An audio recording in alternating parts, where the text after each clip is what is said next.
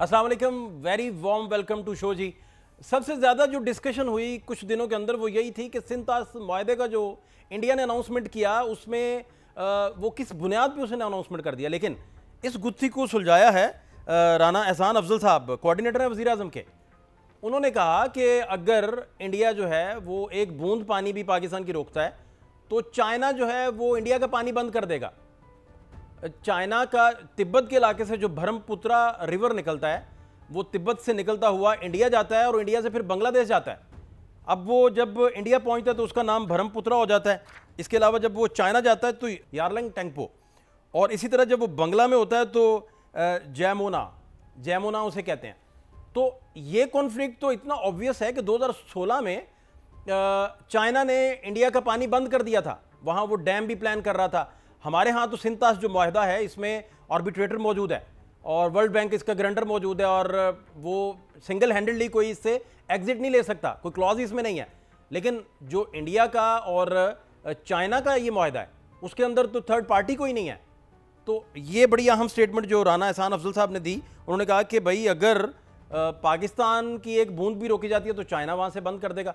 और चाइना का तो मामला बड़ा ऑब्वियस है, पाकिस्तान और चाइना का मामला जो है अगर कोई भी जारियत खित्ते में होती है तो चाइना तो पाकिस्तान के साथ खड़ा है, पाकिस्तान चाइना के साथ खड़ा है। एक तो ये सूरत हाल है। दूसरा 370 का बीबीसी ने एक बड़ा खूबसूरत आज पीस दिया और उन्होंने जो इंस्टीट्यूट ऑफ कॉन्फ्लिक्ट मैनेजमेंट के डॉक्टर अजय सानी हैं, अजय सानी, उनसे भी बात की है और उनसे पूछा है कि आपका क्या ख्याल है कि जो रियासती स्टेटस कश्मीर का लेने के बाद की जो मोदी की पॉलिसीज़ थी उनसे क्या इम्पैक्ट आया है और मोदी जो हैं उधर कितने डैमेज हुए हैं।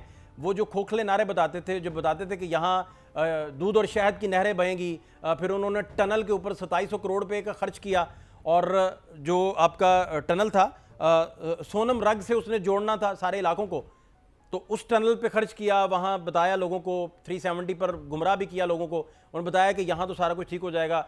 अपने लोगों को कहा कि आप वहाँ जाके आबाद हो जाएं, वहाँ आप घर खरीद सकते हैं, तो इसी तरह हम बेहतर करेंगे। जो डॉक्टर साहब हैं इंस्टीट्यूट ऑफ कॉन्फ्लिक्ट मैनेजमेंट के, डॉक्टर साहब कहते हैं कि सिक्योरिटी फोर्सेस का काम मसाइल हल करना नहीं है, कोट एंड कोट जो उन्होंने बात की। दूसरा उनका कहना है कि हर सुबह आप कुछ ना कुछ ऐसा कह देते हैं जो आपकी मुस्लिम आबादी को अलग कर देता है। आप कोई भी बात ऐसे करते हैं मुस्लिम आबादी आपकी अलग हो जाती है। और तीसरा, और वो जो बात आप करते हैं उससे हिंदू आबादी भड़क जाती है।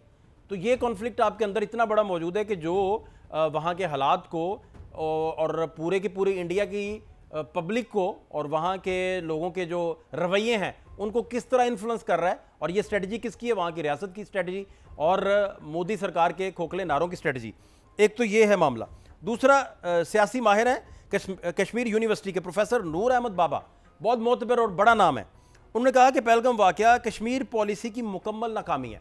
ये भी बीबीसी से बात करते हुए उन्होंने जो है वो डिस्कशन किया। एक तो ये सूरत हाल हो गई। दूसरा, अब सारे लोग ये पूछ रहे थे कि उन्हें सफारती सतह पर कोई कामयाबी नहीं है, कोई इंटरनेशनल कोई वॉइस, दुनिया की कोई भी आवाज़ उनके साथ क्यों नहीं मिली। अमेरिका ने कह दिया कि भाई हम तो पाकिस्तान के भी करीब हैं, इंडिया के भी करीब हैं।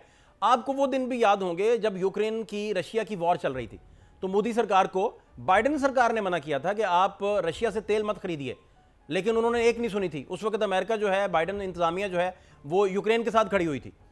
तो अब आप ये देखिए कि वो सारी पॉलिसीज़, वो सारी बातें अमेरिका कैसे भुला सकता है। और अगर जो सलामती कौंसिल है उसमें भी पाकिस्तान की जो सफारतकारी है उसने भरपूर अपना रोल प्ले किया है कि इस वाक़े को नरेट करते हुए प्रेस रिलीज़ की सूरत में उन्होंने जब बात की तो मजम्मत तो जारी बात है इस वाक़े की हर कोई कर रहा है, पाकिस्तान भी कर रहा है, यूनाइटेड नेशंस ने भी करनी है। तो उसकी सिक्योरिटी सलामती कौंसिल जो है वो उसने इसे पहलगाम नहीं लिखा, उसने मकबूजा कश्मीर ही इसे लिखा। तो एक तो ये। दूसरा, ईरान की तरफ से भी ऑफर है कि हमारे जो गुड ऑफिसेज हैं उनसे हम बात कर सकते हैं, पाकिस्तान में भी, इंडिया में भी बात कर सकते हैं, तो ताकि इस मामले को नॉर्मलाइज किया जाए। एक ये बड़ी अहम तरीन डेवलपमेंट है। फिर सबसे बढ़कर पाकिस्तान की जानिब से कहा गया है कि थर्ड पार्टी आप तहकीकात करवा लें।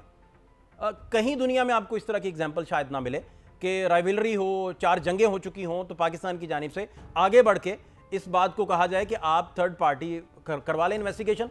और साथ में वज़ीर दाखिला भी इस पर रिकॉर्ड में आए, मौसूम नकवी साहब, उन्होंने कहा कि जाफर एक्सप्रेस वाले मामले पे भी आप जो है वो तहकीकात करवा लें, इसी तरह पहलगाम वाले वाक़े पे भी तहकीकात करवा लें तो मामला जो हैं वो नॉर्मलाइज हो जाएंगे, आप पता कर लें।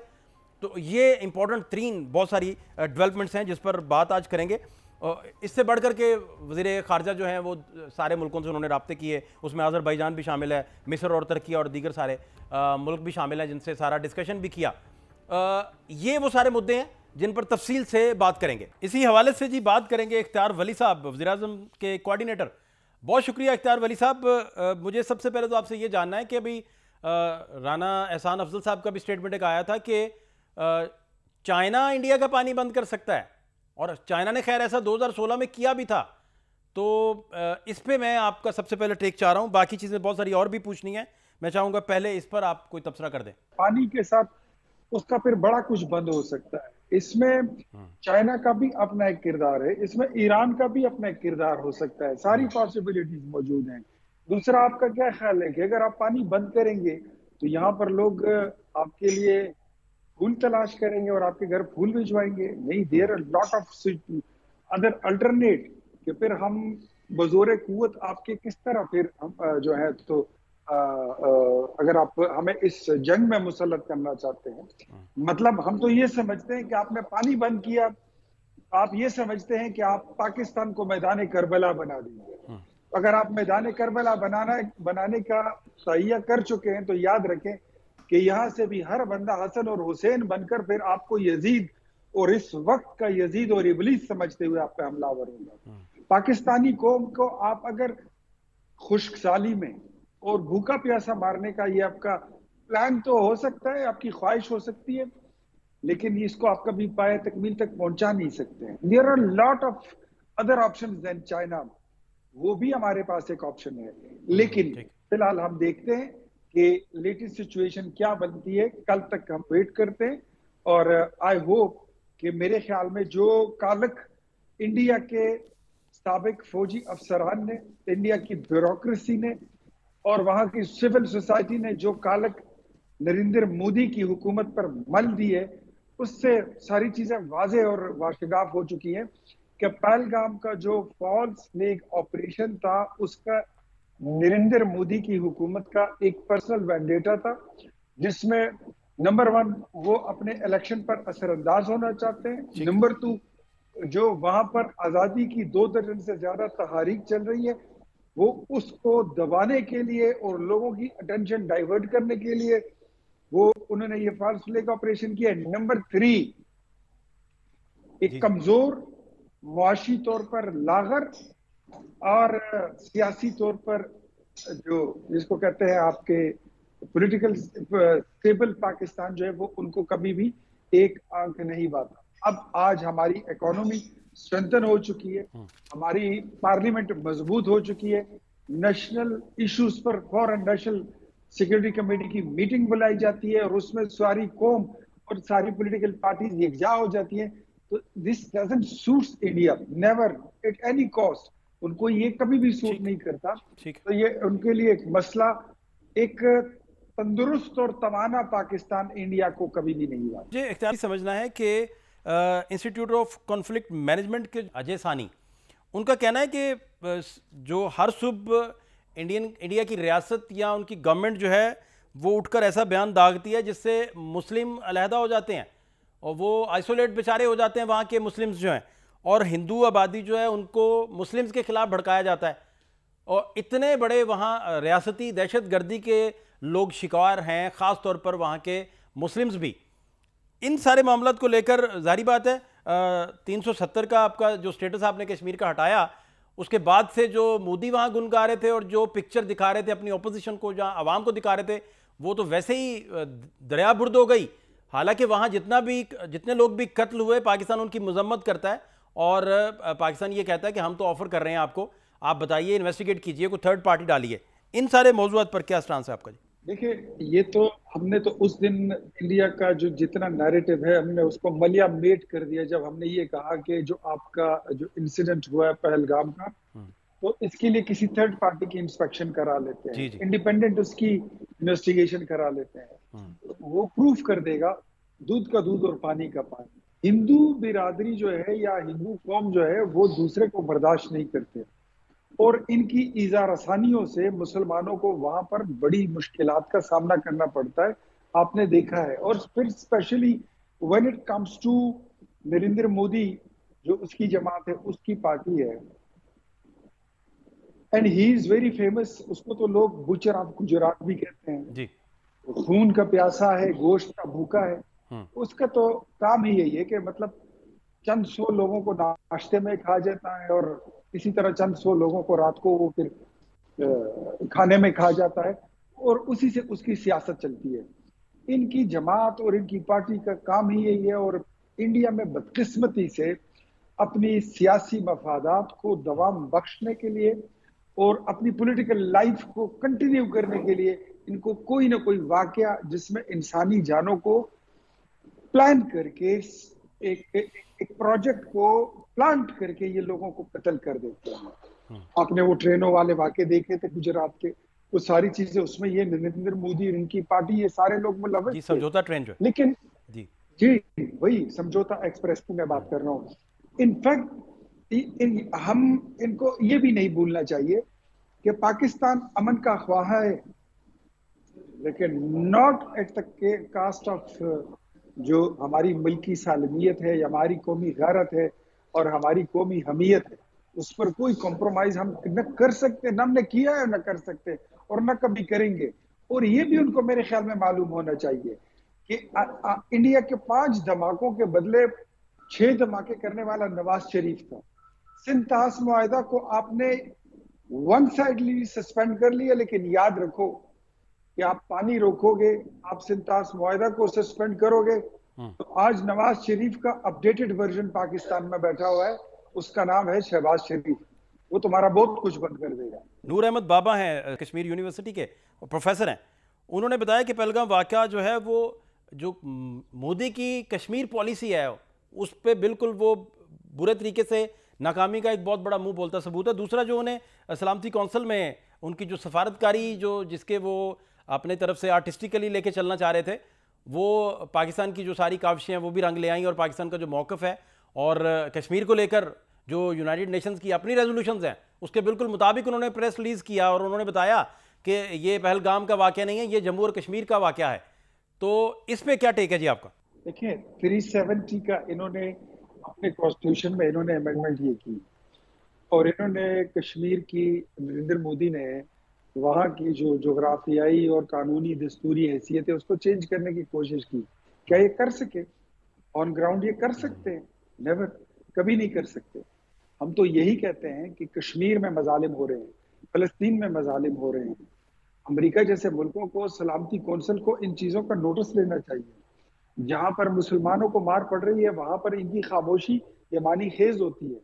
और जहाँ तक आपने कहा कि ये नूर बाबा की आपने बात की, वो बिल्कुल ठीक कह रहे हैं कि ये जो पहलगाम का वाकया है, इनफैक्ट ये 370 की कॉन्स्टिट्यूशनल अमेंडमेंट जो ये लाए थे और ये कश्मीर की जो हैसियत है उसको चेंज करने की इन्होंने एक प्लान बनाया था आज से चंद साल पहले, ये उसको अमली जमा पहनाने की कोशिश कर रहे हैं। लेकिन इस तरह होगा नहीं, ये हो नहीं सकता। पाकिस्तान, हमारे कायद ने हमें बताया था कि कश्मीर हमारी शहरग है और हमारा ईमान है कि यारान जहां कहते हैं कश्मीर है जन्नत, जन्नत किसी काफिर को मिली है न मिलेगी। और इंशाल्लाह हमें ये भी हम समझते हैं कि अगर इंडिया ने कोई एडवेंचर करने की कोशिश की या जंग मुसल्लत करने की कोशिश की तो Pakistan is very much ready. तहकीकात का प्राइम मिनिस्टर साहब की जानिब से इनिशिएटिव लिया गया और ये बात की गई। दूसरा, वज़ीर दाखिला ने भी कहा कि आप जाफर एक्सप्रेस की भी थर्ड पार्टी आप तहकीकात करवा लें और पहलगाम का भी तहकीकात करवा लें, दूध का दूध पानी का पानी हो जाएगा। इस ऑफर को आप किस तरह देखते हैं पाकिस्तान की? और दूसरा ये भी बताइएगा कि जो ईरान है, ईरान की जानिब से कहा गया है कि हम ऑफर करते हैं जो गुड ऑफिसेज हैं इधर इंडिया में भी और पाकिस्तान के अंदर भी, वो आपस में बात करें और नॉर्मलाइज थोड़ी इन चीज़ों को किया जाए। शहबाज शरीफ साहब का जब रब्ता हुआ ईरान में, तो इसको किस तरह देखते हैं जी आप? इसको मैं इसी तरह देखता हूँ कि ये वजीर आजम शहबाज शरीफ की सफारती जीत है और वो अपना केस इतने वाइब्रेंट तरीके से और इतने लॉजिकली वो उसको पुट अप कर रहे हैं, दुनिया के सामने रख रहे हैं कि जाफर एक्सप्रेस के वाकये को भी देखते हैं उसकी भी थर्ड पार्टी इंस्पेक्शन कराते हैं, इन्वेस्टिगेशन कराते हैं, और पहलगाम वाक़े को भी देखते हैं, उसकी भी थर्ड पार्टी इन्वेस्टिगेशन करा लेते हैं। दैट मीन्स कि हमारे हाथ पे कोई खून नहीं लगा हुआ, हमारे हाथ किसी साजिश में रंगे हुए नहीं है, ठीक। लेकिन हमारे पास ये सबूत, ये एविडेंस बड़े सॉलिड मौजूद हैं कि BLA, BRA और उस जैसी कई और दहशतगर्द तंजीमों को इंडिया फंड करता है। पाकिस्तान में कुछ यूट्यूबर्स को, कुछ बिके हुए सहाफियों को उन्होंने खरीद रखा है, कुछ सोशल मीडिया एक्टिविस्ट को उन्होंने फंड किया हुआ है और वो उनको स्पॉन्सर करते रहते हैं। तो इंडिया हमेशा पाकिस्तान में इंस्टेबिलिटी के लिए वो अपनी कोशिश करता रहता है, और सारी दुनिया हमारे मौकफ को आप सुनेंगे जल्द ही कि वो एक मौकफ पर आएगी कि इस तमाम सारी सूरत हाल और इस ड्रामे में, ड्रामाबाजी की जो सिचुएशन है, ये सारा बॉलीवुड से हो रहा है। और इन मैं समझता हूं कि बॉलीवुड का नरेंद्र मोदी पर, जनरल बख्शी हो, कोई हो, इनके ये सारे जितने इनके नेता हैं, वजीर हैं, इन सब पर इनकी फिल्मों का बड़ा असर है। ब्लूमबर्ग ने एक रिपोर्ट शाया की, उसने कहा कि 1999 में जो कंधार में हवाई जहाज अगवा हुआ तो उस वक्त बीजेपी की गवर्नमेंट थी। 2001 में पार्लियामेंट पर हमला होता है तो बीजेपी की गवर्नमेंट है। 2002 में अक्षरधाम धाम मंदिर उस पर हमला होता है तो बीजेपी बरसरे इक़्तिदार थी। और इसी तरह अमरनाथ यात्रा पर हमला हुआ इसी तरह। फिर 2016 में पठानकोट हुआ तो बीजेपी की सरकार। उसी साल उड़ी दहशतगर्दी का हमला हुआ तो वो भी बीजेपी की सरकार। 2017 में इसके बाद 2019 में पुलवामा होता है तो फिर बीजेपी, अब पहलगाम होता है तो बीजेपी। तो रिपोर्ट कहती है कि ये कोई इत्तेफाक तो नहीं है, सिर्फ मतलब डीप स्टेट्स का बहुत सारा अमल दखल है जो इंडिया की डीप स्टेट्स है। मैं बताता हूँ, तो बीजेपी जो है ये बुनियादी तौर पर है, ये बुनियाद परस्त, ये इंतहा पसंद जमात है। खून खराबा, दहशतगर्दी, कत्लेआम, आबरू रेजी, ईजा रसानी, ये उनकी खून खमीर और उनकी नजरिए में और उनकी तरबियत में शामिल है। और ये वो लोग, आपने इंडियन मूवीज अगर देखी हो ना, वो अंडरवर्ल्ड की, ये उन चीजों पे बड़ा बिलीव करते हैं कि अगर आपने किसी चीज से अटेंशन डाइवर्ट करानी है तो इधर बंदे मार दो, वहां धमाके कर दो। ये उन चीजों पे बहुत ज्यादा बिलीव करते हैं। मैं समझता हूँ कि ये खुद जो बीजेपी है, ये इंडिया की सलामती के लिए बहुत बड़ा खतरा है। बहुत शुक्रिया इख्तियार वली साहब, बहुत शुक्रिया जी हमारे साथ इख्तियार। और वो कह रहे थे, सबसे अहम बात उन्होंने की, उन्होंने कहा कि बीजेपी जो है वो इंडिया की सालमियत के लिए, इंडियन पब्लिक के लिए एक बहुत बड़ा थ्रेट है, बहुत बड़ा खतरा है। शॉर्ट ब्रेक एक शामिल करेंगे जी। ब्रेक के बाद जब वापस आते हैं तो कामरान यूसुफ साहब सीनियर तजियाकार हैं, उनसे बहुत सारी चीज़ें पूछेंगे कि सफारती बहाज़ पर भी इंडिया को किन किन हजीमतों का सामना करना पड़ रहा है। अमेरिका जो है उसने क्या बात की है तो इंडिया जो है वो गुस्से में है। उनके अपने जर्नलिस्ट जो हैं वो क्या ट्वीट्स कर रहे हैं कि इंटरनेशनल दुनिया ने इंडिया के मामले को स्पेस नहीं दिया। ये सारी चीज़ें उनसे जानेंगे। शॉर्ट ब्रेक लेंगे, हमारे साथ रहिए।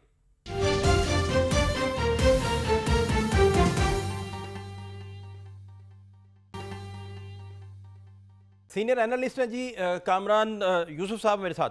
बहुत शुक्रिया कामरान साहब। मुझे सबसे पहले तो आपसे ये समझना है कि जैसे पाकिस्तान की सफारतकारी थी वो उसका कलर ज़्यादा ब्राइट रहा, चूँकि जिस तरीके से जो प्रेस रिलीज़ इंडिया करवाना चाह रहा था, जो डिस्कशन वो करवाना चाह रहा था, वो कम अज़ कम ना हो सकी। और बड़ा अच्छा जैसे पाकिस्तान ने लफ्ज़ जम्मू कश्मीर में जो उसमें बयान शामिल उनकी तरफ से करवाया गया, तो इसमें जम्मू और कश्मीर का लफ्ज़ ऐड करवाना एक पाकिस्तान की बहुत बड़ा, क्योंकि डिस्प्यूटेड टेरिटरी आपको पता है और साल से ये मामला चल भी रहे हैं और वो अपनी आज़ादी की जंग भी वहाँ लड़ रहे हैं। क्या टेक है सर? सबसे पहले तो मैं यही पूछना चाहूँगा आपसे। देखिए, ओवरऑल सबसे पहले तो ये सारा जो एक नया क्राइसिस शुरू हुआ है, इसका जिम्मेदार उस तरीके से पाकिस्तान तो नहीं है। एक पहलगाम में, मकबूजा कश्मीर में एक वाक़या होता है, उस वाक़े के फ़ौरन बाद अभी मेरे ख्याल में चंद घंटे भी नहीं गुजरे होते तो सबसे पहले भारतीय मीडिया सीधा पाकिस्तान के ऊपर इल्ज़ाम क्या है वो तो बस कह देता है कि ये हमला पाकिस्तान ने करवाया है। और उसके बाद फिर जिस तरह से क्राइसिस डेवलप होता है, जो भारत ने जो भी स्टेप्स लिए, वो इंडस वाटर ट्रीटी को मुअत्तल करना हो, पाकिस्तानी मिलिट्री एडवाइजर्स को एक्सपेल करना हो, वीज़े बंद करना हो, तो पाकिस्तान तो इसमें इंटरेस्टेड नहीं था कि ये दोबारा से एक एस्केलेशन हो।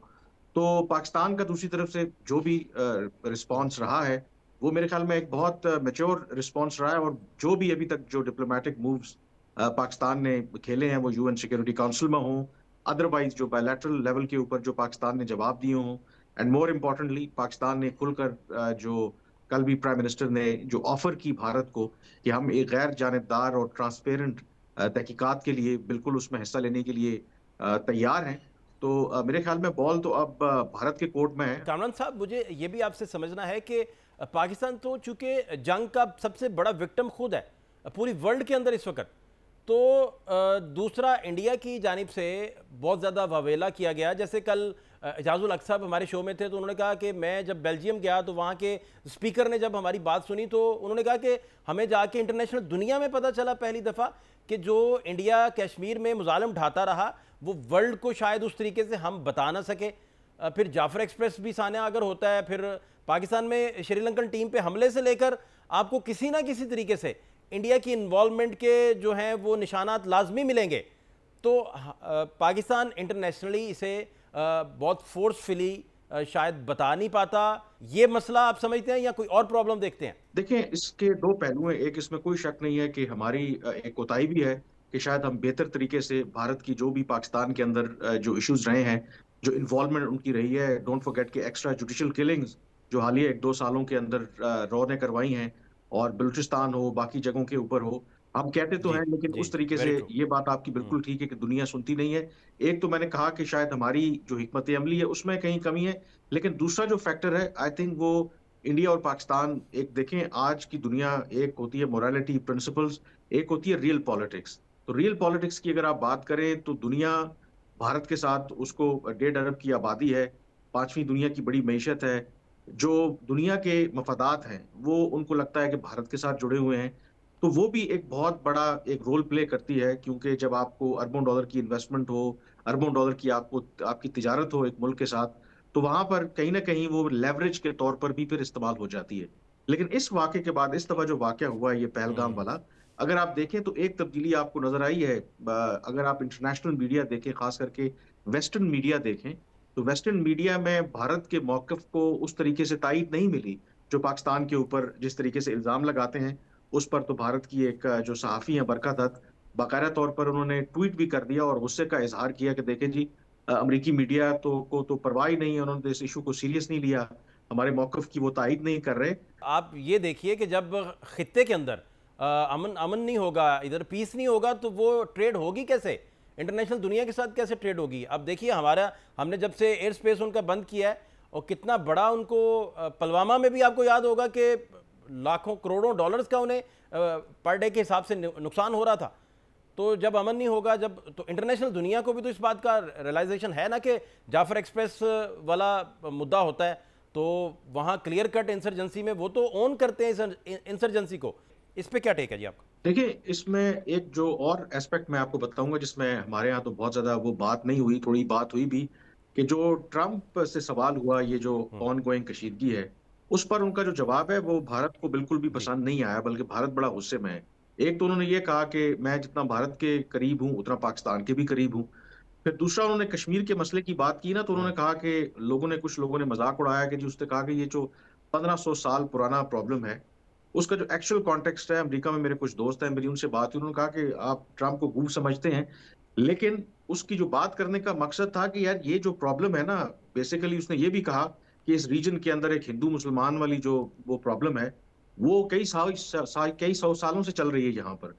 तो वो चीज भी भारत को पसंद नहीं आई, तो अब मुहावरतन उन्होंने कह उन्होंने दिया, आप जी ठीक कह रहे हैं, मुहावरतन कह दिया। जी, तो इस तरह जी जी, जो जो कंटिन्यू पॉइंट कीजिए है ना, प्लीज। वो ये कह रहे हैं कि एक तो अब जो भारत है इसको सरियन एक दहशतगर्दी का वाक़ये के तौर पर तो पेश कर रहा था, लेकिन जो ट्रंप ने बात की है, जो उसका कॉन्टेक्स्ट है, हाँ उसने सिर्फ वो दहशतगर्दी के कॉन्टेक्स्ट में बात नहीं, उन्होंने कहा कि यार इंडिया पाकिस्तान के और ये जो इनके मसाइल हैं, कई अरसे से चलते आ रहे हैं। तो वो चीज़ भी भारत को पसंद नहीं आई कि एक तो उन्होंने पाकिस्तान को भारत के साथ लाके खड़ा कर दिया, ये चीज़ उसमें बड़ी इंपॉर्टेंट है। और दूसरा जो आपने बात की कि बिल्कुल कि भारत के जो भी एम्बिशन है, अगर पाकिस्तान और भारत के दरमियान ये कशीदगी रहती है, तो लामहला तौर पर भारत की मईशत के ऊपर उसका जरूर असर पड़ेगा। मुझे जानना आपसे यह है कि वज़ीर-ए-आज़म पाकिस्तान की जानिब से अगर ये कहा जाता है कि हम इसको आप इन्वेस्टिगेट करवा लें, तो इससे बड़ी क्या ऑफर हो सकती है किसी भी वर्ल्ड के अंदर कि दो राइवलरीज हों, एक अच्छा खासा उनका माजी का बैकग्राउंड हो, जंगें हो चुकी हों बीच में, तो वहाँ के हमारी तरफ से ऑफ़र की जाए ओपन आर्म्स के भाई आप इसको इन्वेस्टिगेट करवा लीजिए, और फिर वज़ीर दाखिला ने भी कल कहा कि आप जाफर एक्सप्रेस वाला सानिया जो है उसे भी इन्वेस्टिगेट करवाइए और जो पहलगाम है उसे भी इन्वेस्टिगेट करवाइए। तो इससे बड़ी क्या ऑफर हो सकती है, आप क्या समझते हैं?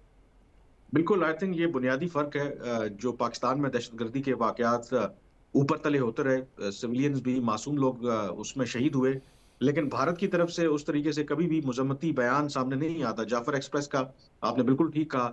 इनफैक्ट उनके तो मीडिया ने उसको इस तरीके से पोर्ट्रे किया जैसे वो कोई भारत का अपना ऑपरेशन है। उस तरीके से जो उन्होंने रिपोर्टिंग की, इन दहशतगर्दों को हीरो बना के पेश किया। ऑन द कॉन्ट्ररी, पाकिस्तान ने ना सिर्फ इस वाक़े की मजम्मत की, और बिल्कुल आप ठीक कह रहे हैं, जो दोनों मुल्कों के दरमियान जैसे कि एक ट्रस्ट डेफिसिट है, तो ये तो बात यकीनी है कि अगर पाकिस्तान तहकीकात करेगा, भारत उसको नहीं मानेगा, भारत जो तहकीकात करेगा, उसको पाकिस्तान नहीं मानेगा। तो ये एक बड़ी रीजनेबल पाकिस्तान की तरफ से ऑफर है, रीजनेबल पाकिस्तान की तरफ से मुतालबा है कि ठीक है, आप कहते हैं ओके फाइन, हम तो डिनाई कर रहे हैं कि हम इन्वॉल्व नहीं है, लेकिन उसके बावजूद हम तैयार हैं कि आप एक गैर जानिबदार न्यूट्रल इंक्वायरी यहाँ पर करवा रहे हैं और पाकिस्तान उसमें आपके साथ ताउन करेगा। वहाँ एक एंकर को हम देख रहे थे तो वो एक पेड़ के पीछे छुप के, और पेड़ के अंदर कोई छोटी सी स्पेस थी, तो कह रही थी कि यहाँ भी लोग छुपते हैं, यहाँ भी छुपने के हालात हैं। मैं आपको सिर्फ ये डिस्कस कर रहा हूँ कि वहाँ के आईक्यू लेवल जो है, वहाँ के जर्नलिस्टों का, बहुत सीजनड लोग भी हैं जो बड़ी अच्छी बात करते हैं, जो वॉर हिस्टेरिया जो है उसके बिल्कुल एंटी बात करते हैं। वहाँ के कर्नाटका के जो वज़ीर आला हैं उन्होंने भी कह दिया कि भाई ये तो कोई ऑप्शन ही नहीं है जो वॉर की आप सोच रहे हैं या जो जंग की आप गीदड़ भभकियाँ दे रहे हैं। मैं जानना ये चाह रहा हूँ कि इस तरह के आईक्यू लेवल के लोग जब 24-24 घंटे मीडिया पे बड़ा जमान रहेंगे और हेट स्पीच फैलाते रहेंगे, तो वहाँ के अवाम इस तरह के नैरेटिव को कितने % आपके ख्याल में बाय करते हैं? देखें, ये जो सबसे बड़ा मेरे ख्याल में जो खतरनाक काम हुआ है ना, आई थिंक ठीक है, मीडिया दोनों तरफ से और पूरी दुनिया में रेटिंग के लिए काम होते हैं, बट स्टिल मुझे लगता है कि ओवर द इयर्स पाकिस्तान में मीडिया के अलावा आम लोग भी मैच्योर हुए हैं। इंडिया के साथ अगर आप बात करें, आप 10 में से 10 लोगों से बात करेंगे, 6-7 लोग आपको भारत के खिलाफ को बहुत नेगेटिव बात करते नजर नहीं आएंगे, बल्कि यही कहेंगे कि मामलात हल होने चाहिए। लेकिन ऑन दी अदर हैंड, वहां पर जो अब उनका मेन स्ट्रीम अंग्रेजी जो मीडिया है, जिस तरह की वो बातें करते हैं, वो तो मतलब इंसान कानों को हाथ लगाता है कि थोड़ी सी तो इंसान एक ऑब्जेक्टिविटी है उसको रख लेता है। अब इसका डेंजर जो खतरनाक काम है, चले पाकिस्तान के खिलाफ तो आप नफरत के बीज बो रहे हैं, पहलगाम वाले वाक़े के बाद इवन उससे पहले भी जो स्टीरियोटाइपिंग कर रहे हैं, वहां पर आपको पता है 20-25 करोड़ मुसलमान भारत में भी हैं, और वो अब इसको हिंदू मुस्लिम जो लड़ाई से तशबीह दे रहे हैं, तो वो ना सिर्फ पाकिस्तान के साथ तो उनकी नफरत अपनी जगह पे, लेकिन जो भारत के अंदर मुसलमान रहता है वो उसको भी उसी तरीके से टारगेट कर रहे हैं। अब मैं जानना आपसे ये चाह रहा हूँ कि ईरान की जानिब से भी कहा गया है कि हम तस्फिया करवाते हैं, नॉर्मल करते हैं हालात को, आग ठंडी करवाने के लिए। जो वज़ीर ख़ारजा हैं उनकी जानिब से दीगर ममालिक में आज़रबाईजान भी, मिस्र भी, तुर्किया भी, हर जगह राब्ते रुब्ते भी किए गए हैं।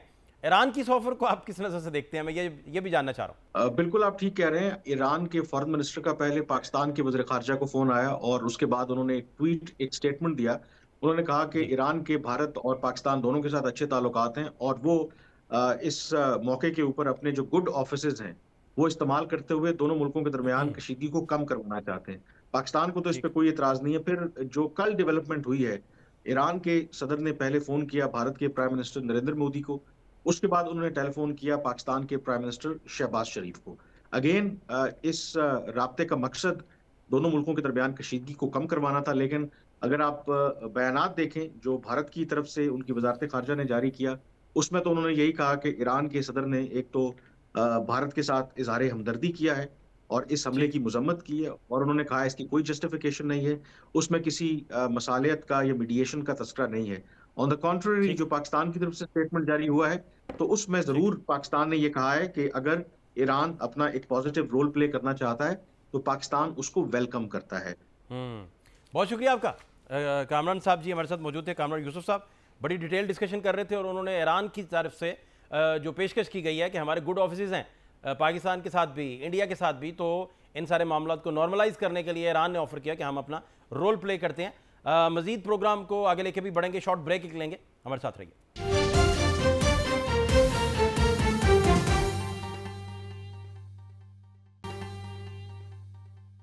बहुत शुक्रिया। ताहिर इमरान मियाँ साहब सीनियर जर्नलिस्ट हैं मेरे साथ। ताहिर भाई बहुत शुक्रिया आपके टाइम के लिए। मैं जानना ये चाह रहा हूँ कि फ़िज़ाई हदूद की बंदिश जो पाकिस्तान ने की, उससे क्या इम्पैक्ट आता है? आपकी कैलकुलेशंस हैं इस पे, आपकी एक्सपर्टी है, मैं ये सारी चीज़ें आपसे समझना चाह रहा हूँ। जो मेरा एस्टिमेट है, जो मैंने कुछ दिन पहले एक शो में बताया कि $500 बिलियन की लॉसेस जो है वो इंडिया की एविएशन इंडस्ट्री को होंगे अगर हम एक पाकिस्तान यानी कि 1 महीने के लिए अपनी एयरस्पेस बंद रखता है। अब देखिए एक सिंपल सी बात है, कल मैं पढ़ रहा था कि न्यूयॉर्क JF कैनेडी के लिए जी। जो इंडिया की फ्लाइट है मुंबई से JFK न्यूयॉर्क की, वो नॉन स्टॉप होती थी, और दिल्ली से जो फ्लाइट होती थी वो नॉन स्टॉप होती थी जब वो पाकिस्तान की एयर स्पेस यूज करती थी। अब पाकिस्तान की एयर स्पेस ना यूज करने के नतीजे में ठीक है। उसको डेनमार्क में कोपेनहागन में एक स्टॉप ओवर करना पड़ेगा रिफ्यूलिंग के लिए। अब एक जो जेट जहाज होता है उसके इंजन का एक साइकिल होता है, और साइकिल्स की बुनियाद पर इंजन की ठीक है। ओवरहॉलिंग मेंटेनेंस होती है। तो एक साइकिल टेक ऑफ से लैंडिंग तक का होता ठीक है। है। तो पहले क्या होता था कि न्यूयॉर्क की फ्लाइट के अंदर 2 इंजन साइकिल्स होते थे, ठीक है। अब वो 2 इंजन साइकिल्स जो है वो एक कोपेनहागन तक का हो गया है और एक कोपेनहागन न्यूयॉर्क का हो गया है, और वापसी पे भी यही होगा। तो एक फ्लाइट ठीक है। में आपकी 2 फ्लाइट्स 3 फ्लाइट्स बेसिकली जा रही हैं।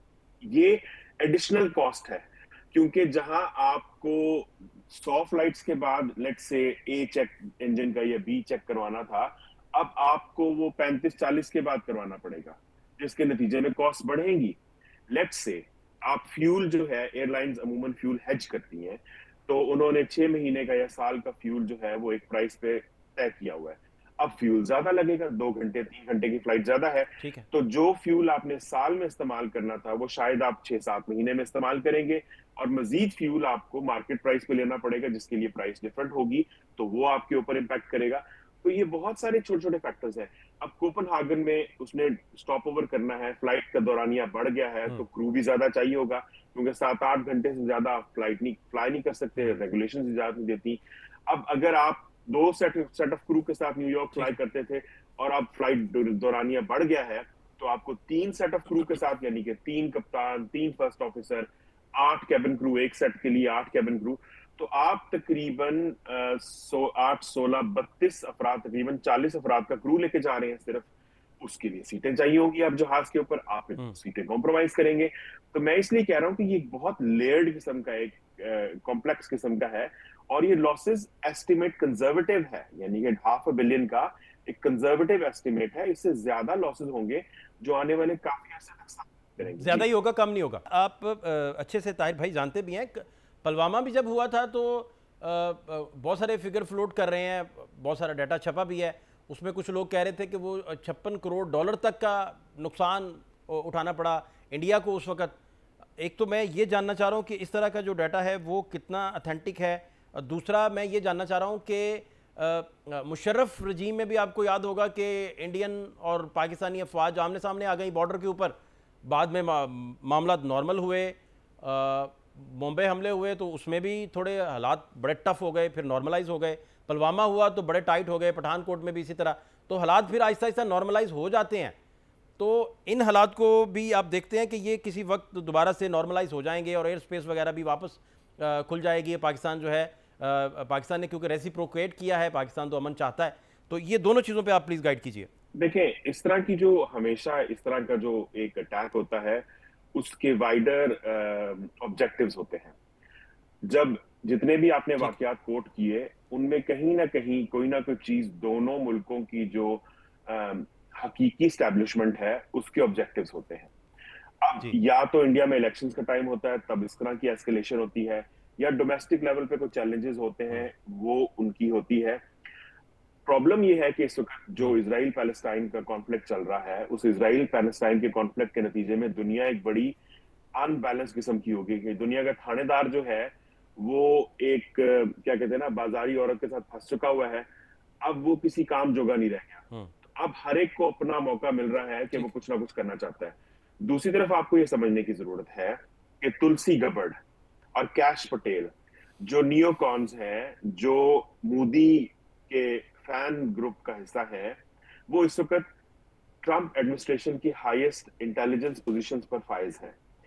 जो दामाद है इंडिया का वो वाइस प्रेसिडेंट है, जो अपने बच्चों को बड़ी खुशी के साथ मोदी से ऐसे मिलवा रहा है जैसे वो गुमशुदा फुफ्फे को मिलवाने के लिए लाया हुआ है। तो ऐसे मौके पर मेरे नजदीक जो इसका एक वाइडर ऑब्जेक्टिव है जो मैं असेस करता हूं, वो ये है कि जो आर्टिकल 70 के बाद इंडिया ने कश्मीर के साथ करने की कोशिश की, अब वो शायद ये चाहते हैं या करना चाह रहे हैं कि वो लाइन ऑफ कंट्रोल को नॉर्मलाइज कर लें, और ये सारी ड्रामेबाजी उस ऑब्जेक्टिव के हसूल के लिए है। वाटर टेस्टिंग होती है समटाइम, बाज़ वक़्त चीजें उसी वक्त हो जाती हैं, बाज़ वक़्त चीजें टाइम लेती हैं। एयर स्पेस में जो आपसे अर्ज कर रहा था कि पुलवामा का भी बताइए, कोई एस्टिमेटेड फिगर आपके पास हो कि तब कितना लॉस हुआ था, और जब जब एयर स्पेस बंद की गई है पाकिस्तान की जानिब से तो इंडिया को कितना लॉस उठाना पड़ा है, मैं ये जानना चाह रहा हूँ। देखिए, जो डेटा अवेलेबल है उसके मुताबिक तकरीबन 80 to 100 मिलियन डॉलर्स का नुकसान जो अभिनंदन वाला वाकया था उसके ऊपर इंडिया को हुआ था जब एयर स्पेस बंद की गई थी। पुलवामा में जब एयर स्पेस बंद की गई थी उस वक्त 80 to 100 मिलियन का लॉसेस बताए जाते हैं जो डायरेक्ट लॉसेस हैं, लेकिन जो मैंने उसके ऊपर रिसर्च की उसके मुताबिक ये तकरीबन डबल है, उससे 200 से 250 मिलियन डॉलर्स के इंडिया के नुकसानात हैं। क्योंकि आपको याद रखना चाहिए कि इंडिया की तमाम फ्लाइट्स जो गल्फ को जाती हैं, जो नॉर्थ अमेरिका को जाती है, वो पाकिस्तान को पैसे देके जाते हैं, और उसमें जितना छोटा जहाज होता है, जितना बड़ा जहाज होता है, उतने ज्यादा पैसे होते हैं। जहाज के वेट के हिसाब से ओवर फ्लाइट कॉस्ट जो है वो पाकिस्तान को पे की जाती है। तो तकरीबन 200 से 250 मिलियन डॉलर्स का नुकसान जो है वो पुलवामा के वक्त हुआ था, और उसके अलावा जो वाइडर लॉसेस हैं वो काफी ज्यादा उसके बाद इफेक्ट्स फील किए गए।